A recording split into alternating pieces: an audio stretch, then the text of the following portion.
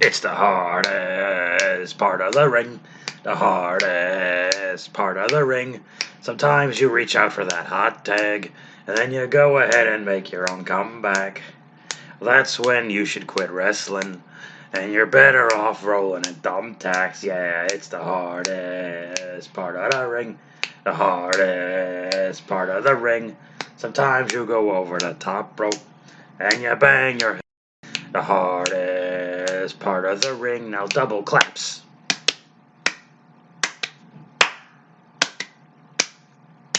The hardest part of the ring. The hardest part of the ring. Ba-da-ba-da. Hey, Bob Squad, what's going on? It's me, Bob. Welcome to the hardest part of the ring, the intentionally worst wrestling podcast in the history of the world. It is great to yell at you crazy cats about a show I sort of enjoyed. We're talking about NXT, the last day of March 31st, 2021, the Hulu edition. Who knows what we missed? There's no way of knowing. You could easily look it up online. There's no way of knowing what we missed. But I'm excited to talk about today's episode. We're gonna whistle Dixie. We're gonna wax philosophical, shoot the breeze, chew the fat, rubbing elbows, greasing palms, movers, shakers, trendsetters, go-getters, gypsies, tramps, and thieves, house tricks, how's the kids, some weather we're having, tip the veal and try the waitress. We're having a good time. Okie dokie then. Let's jump right into this bad boy. Let's waste no more time. Pedal to the metal, balls to the walls, squeeze into lemons, stop on a dime. Don't know where we're going, but we are making good time. We open the show with Hulk Hogan slamming Andre the Giant, as always.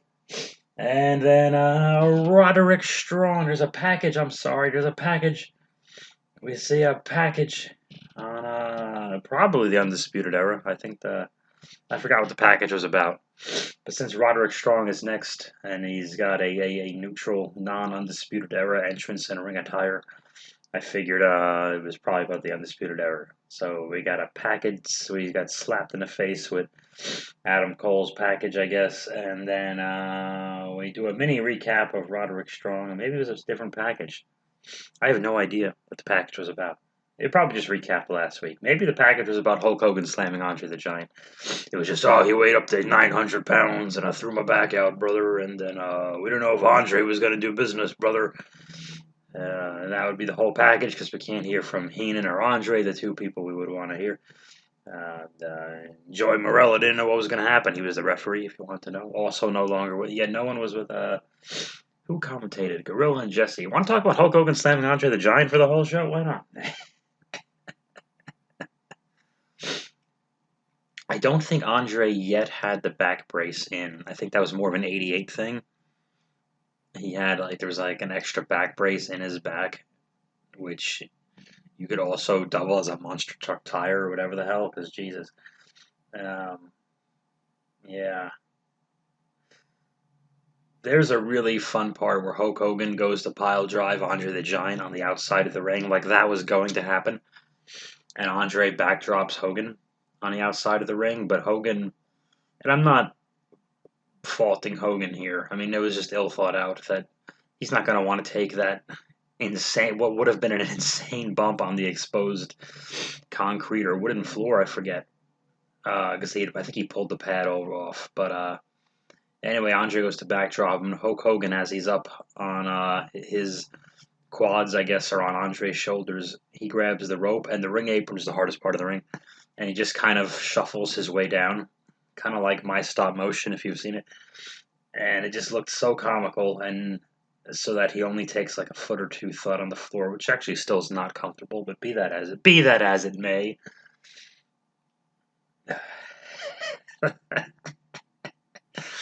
The people freak out when they see Hulk Hogan slam Andre the Giant. Okay, enough, Bob. Let's just move forward to Roderick Strong. Oh, he wrestles Cameron Grimes, and as a recap of Cameron Grimes is a lot of money now. I'm enjoying the new absurdly rich Cameron Grimes character.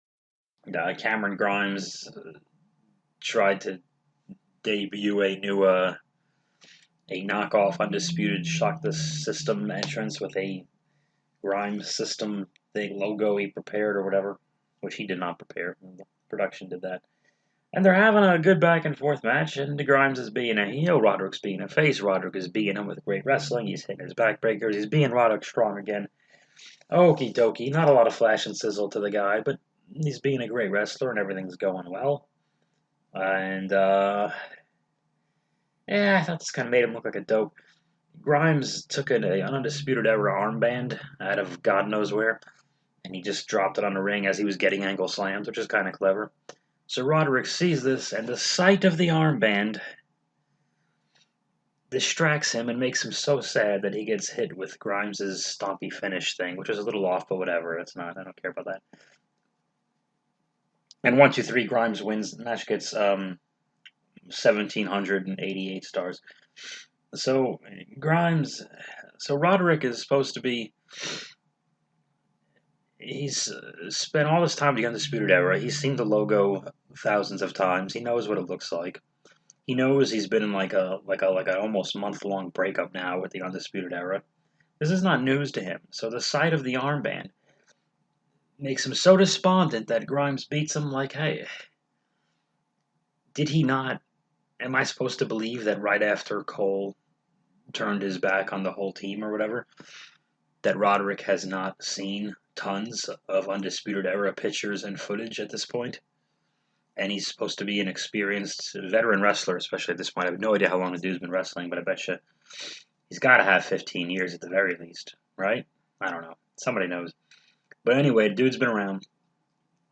So why would this leave him so heartbroken? The sight of merchandise, not even big merchandise, not even expensive merchandise. It's not like an Adam Cole Funko Pop just starts rolling out of Grimes' pants, and that just poses more questions. Anyway, we see Karrion Kross's package, and then Walter and Ciampa, they have their packages as well, just leaning on our shoulders, uninvited as we're typing away at the cubicle. And they make an announcement. NXT is moving to Tuesdays. I think not next week, but the week after, because next week is WrestleMania month. Holy shit! NXT is moving to Tuesdays. The Wednesday Night War is never started. Who the hell are we kidding? NXT won a few up top. AEW won most of them by a hair. And everyone's numbers stay the same because wrestling is just the exact same people watching it. And no new people are watching it. And if that trend continues, in 10 years, we're only going to want to see people from 2020, 2021. We're only going to want to see people from the COVID era of wrestling. I hope they call it that. Oh, that'll be so. They will. How much fun is that? Okay, Zoe Stark is backstage, and Raquel is backstage. Raquel Gonzalez, and Dakota Kai is with the Raquel Gonzalez, and she jumps Raquel Gonzalez in a brawl, and I think Raquel beats her up actually. And then, what did I write here? Let me see my notes. Oh, Raquel beats her ass. Well, okay, that's what I wrote. I'm glad I made you wait for that. Yeah. Roderick Strong is talking to a blonde lady, because why wouldn't it? And the blonde lady says, hey, where you going? You're part of a 12-man battle royal with absurdly complex rules later. And he says, I'm done, all of it. So he doesn't want to be part of this battle royal, and later we found out why. Zoe Stark wrestles Raquel Gonzalez. Raquel beats her with the booby slam, 1, 2, 3, and the match gets 918 stars. Zoe Stark, someone's big on her, is still doing the indie slides when you Irish whip her out of the buckle. So I was glad she lost. I don't think this match was too long. She should not have been that competitive with Raquel Gonzalez. I don't know why she had Raquel off her feet so much. I know it's a different time of day. We take our monster heels off their feet a lot more nowadays, but maybe we shouldn't. Or maybe just not as often. Like, okay, so Zoe hits the head scissors, and Raquel's got to roll with it. All right, but Raquel gets back up and yada yada yada. I could go with that.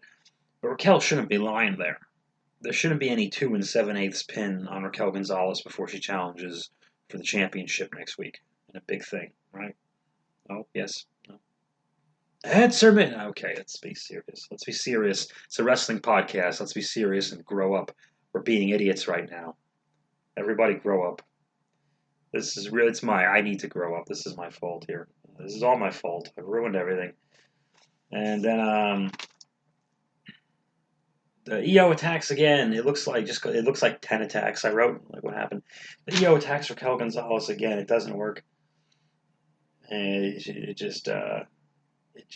fails. I forget what happened. I think she probably gets hit with the booby slam again or something like that. I don't remember. But Raquel throws her some distance. And then we have another package. We have Kyle and O'Reilly and Cole's packages, just bouncing off our chins. They don't show the Adam Cole hitting William Regal thing again. Like that's just for Twitter. What the hell was that? What a waste. Why did that happen? I sound like a Danhausen guy first because I've been watching too much of that dude, that Danhausen dude.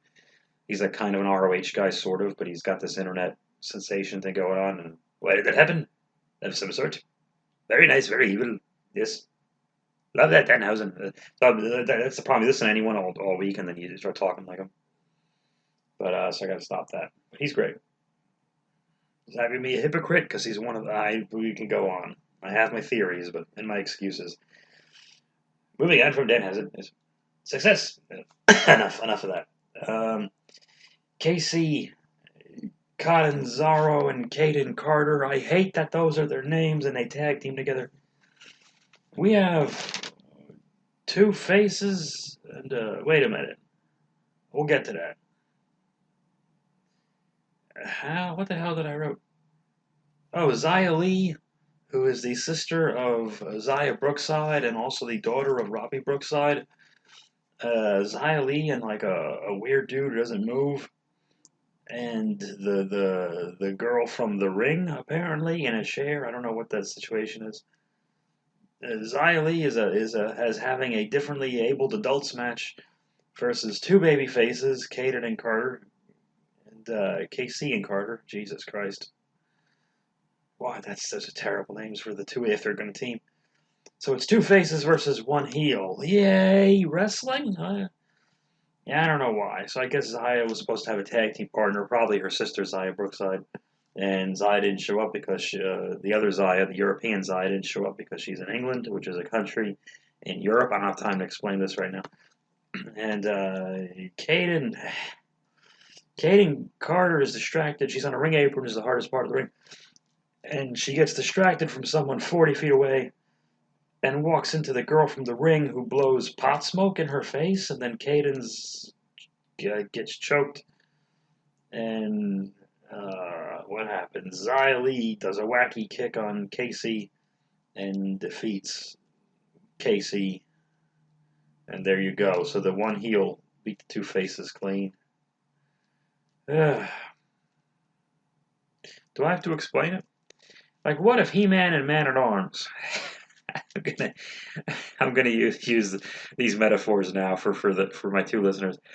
What if He-Man and Man-at-Arms walk across Skeletor in Eternia field or something, and they fight?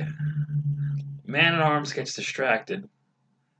Evil Lynn blows pot smoke in his face, and Skeletor just beats He-Man clean. No cheating. That's what happened here. Anyway. I mean, if you're pushing Xia as a monster, go ahead, but I don't see Xia. I see Raquel winning this title, and I don't see Xia being a contender for it anytime soon. And then you have Candice LeRae in the way. Not just in the way of the competitors, but in the way, the group of the way. So Candice is in the way. Why haven't I been making that joke this whole time? Indy Hartwell, she's definitely in the way. And Gargano comes out later, and he's in everybody's way.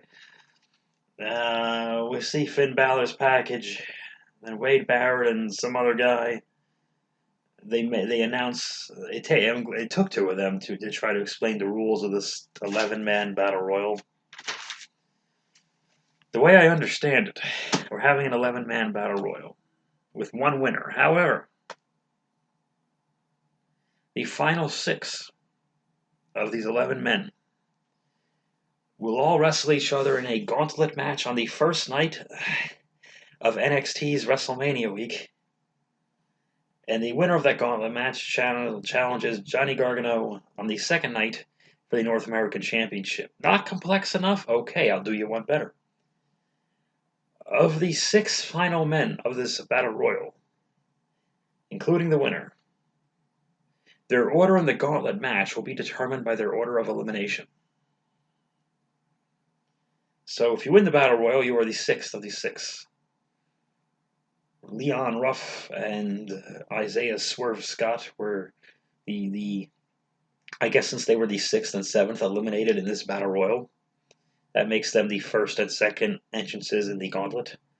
Followed, I think, by Bronson Reed and Cameron Grimes, and then Dexter Lumis, and then LA Knight.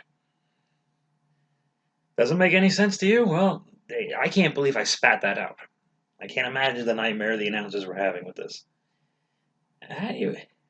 I've watched way too much wrestling in my life. If I can't follow it, good luck with the casual audience here. What happened in this match? Okay, who the fuck cares? Johnny Gargano sits down halfway through commentary in case you were enjoying it. And Bronson Reed tosses Isaiah and Leon Ruff. LA Knight, my favorite person in this, threw the best punches and sold punches the best throughout this entire thing. He was fantastic. They found a clever way for him to win and be a heel, but still beat Lumis, who they're so protective and big on. They had Lumis stand in the corner and stare for 98% of the match and have no one touch him, which didn't make any sense. Why wouldn't they all stop? Especially when you got Bronson in there. And just kind of go, hey, let's get this motherfucker out of here. He's got beige pants. We don't want that. Get him out of here. But they didn't do that. So interesting spot here. Somehow LA Knight has Lumis standing on the ring apron, which is the hardest part of the ring. So Knight bounces off the ropes, goes for like a tackle. Lumis sidesteps him, which makes Knight go out of the ring and land on his feet, but he goes over the middle, not over the top rope. But Lumis had gone over the top rope, but he's standing on the ring apron, so neither one of them is eliminated. And LA Knight just trips up Lumis, grabs his feet, pulls him into the ring, and rolls right back in the ring so he doesn't have to deal with the big baby face psycho monster guy. And LA Knight is the winner. And LA Knight gets into Gargano's face, and I was worried LA Knight was a little short. He's built great. I was worried he was a little short for WWE or Vince's liking eventually. But standing next to Gargano, he looked huge. He's in Gargano's face. He's tired from a battle royal, and he's cutting a promo better than Gargano, and it's just so much like I don't know who there's no baby face there, but still, if LA Knight doesn't win the whole, I don't know. And then they do, this gets better. Then Io Shirai, her music hits, while LA Knight and what's his face, Gargano are arguing. Wade Barrett says the word hospital in the middle of this. He said someone's going to go to the hospital, or Io Shirai should be in a hospital, something like that. And you're supposed to say medical facility, but he did not. So he's not fired. I'm sure it's like a once in a lifetime thing. It happens. We got other wrestlers forgetting their lines on the other programs, so whatever. Forgetting their lines. That's maybe if they didn't have lines. Okay, enough. So Raquel Gonzalez, who earlier had I think I missed one of the attacks. There were 3 attacks by Io. They just kept interviewing Raquel backstage so she can get attacked by Io Shirai, which is hilarious. Put the blonde ladies to work today. Raquel had put Io through a wall, like I don't know, like a drywall or something like that. Because there was clearly a window pane there. It was clearly already part of a window pane, so they just put that in there to break, but whatever. And the blonde lady, Mackenzie, I guess, she did something very smart. I was really happy to see this. Common sense would dictate you would yell for help, but it's rest so that she couldn't do. But still, instead of disappearing like announcers on the other shows, she's in the background. Raquel and Io get the spotlight, obviously, but Mackenzie's in the background. I hope that's the right blonde lady. And she's waving frantically to come get help for a fish, which makes perfect sense. That's what you should do in that situation. Like, hey, is it supposed to be happening? Can we get a bunch of... And the officials were there relatively quick, but not quick enough to see Io Shirai put through a wall that's only been there a half an hour. I'm glad, so I wanted to mention that. So that was nice to see. Big pull apart here, so all the women come out. It is a little odd that the underneath women's locker room empties out for a pull apart because it's two women fighting. Like when you just still have all the referees and officials, I don't know, and he still did. But after getting her ass kicked 3 times, Io Shirai does a great. I don't know if it was a moonsault or just a high cross or something. It's probably just a high cross because you're mad at someone. Why would you moonsault? I don't know. We still do it, but enough of that. I think she just did like a high cross. She like walked up the middle rope or something like that and over the top. And I love Io. I'm huge on Raquel Gonzalez. But did we have to do the thing where 12, frickin' 14, whatever women all went down and they replayed it? Women nowhere near the vicinity of Io's body are just crumbling all down like dominoes and selling like for over nothing. We gotta stop this.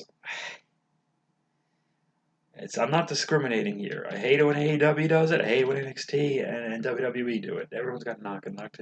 It's been done. We gotta stop.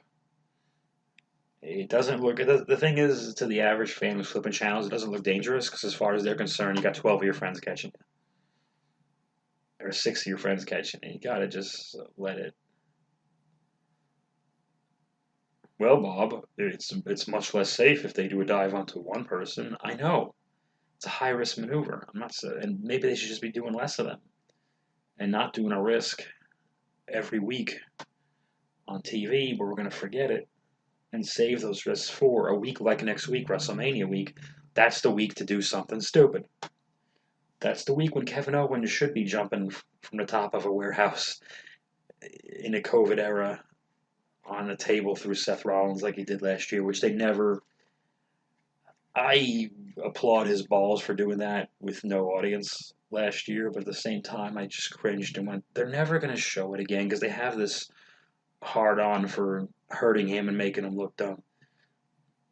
And they never did. I'm sure they did like a still picture thing for a second, but and they never talk about it as the thing. It's like, why? I guarantee anything Shane does, they're still replaying that shit. Look at their Twitter. So people forget. So they love Owens for like a month, and then they forget the month leading up to it, and then for 2 days afterwards, and then we got to see what Shane McMahon is, which superstar this 52-year-old guy is making look dumb. So that was the go home WrestleMania NXT show in a sense, I think, because they're doing their thing in the middle of the week, which was good. It was a good episode. It was a good wrestling show. I think I have an easier time in NXT, not just because the content's easier to digest, but it's just shorter. It's like 48, 50 minutes on Hulu, and it's an hour and a half of Raw on Hulu, and that's still too much. And I know the rest of the world has to watch a 3-hour and 5-minute Hulu, USA episode, and or whatever channel you have it on, and that's just brutal. I apologize. I shouldn't be complaining. I have it easy. I don't have to watch any of this stuff. Why do I feel contractually bound? Because it's such a part of your life. Like if you always exercise, like you have to keep exercising, that kind of thing. Maybe if you're a religious person, I'm not, but who cares? If you are, you have to say your prayers or you go to your church or do whatever the hell it is you do. Maybe you're a family person and you got to call your mom, as they say in Europe, I think. I don't know. I think so. You got to call your mom. This is what you do. Some people have things they just have to do, and I feel like I have to watch wrestling forever. I am not legally bound or contractually bound in any way, shape, or form. I hate way, shape, or form. It's so cliche. It all means the same thing. Stop talking like that. Okie dokie. I'm sorry these are getting a little bit later. They're like 2 days after the fact. Because with Hulu, they've got to be at least 1 day after the fact. So there's nothing I can do about that. And you guys with the time zone, Bob Squad, I'm sure it's like, it's April 2nd here, so I think it's like July 4th over there or something like that. So thanks for wishing me a happy Independence Day.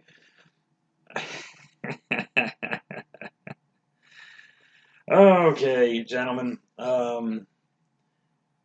It'll be a while before I do another old pay-per-view because I don't know what's happening next week, and somebody else wants me to be part of their 4-person online WrestleMania discussion forum, which God help me. If a link is available to that, I'll send that. And I hope that might become a substitute. I don't know what's going on in my new job either, so they're just like, hey, your background check didn't clear yet, which is making me nervous. What did I do? Things happen. You know, we were young and restless, needed to unwind back in the summer of '69.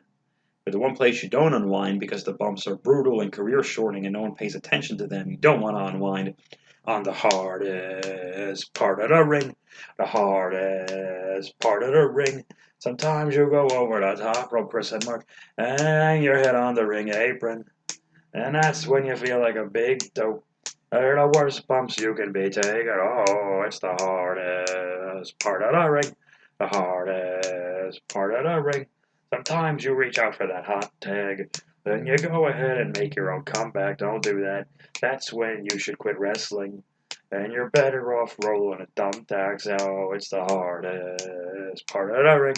The hardest part of the ring. Ba-da-ba-da.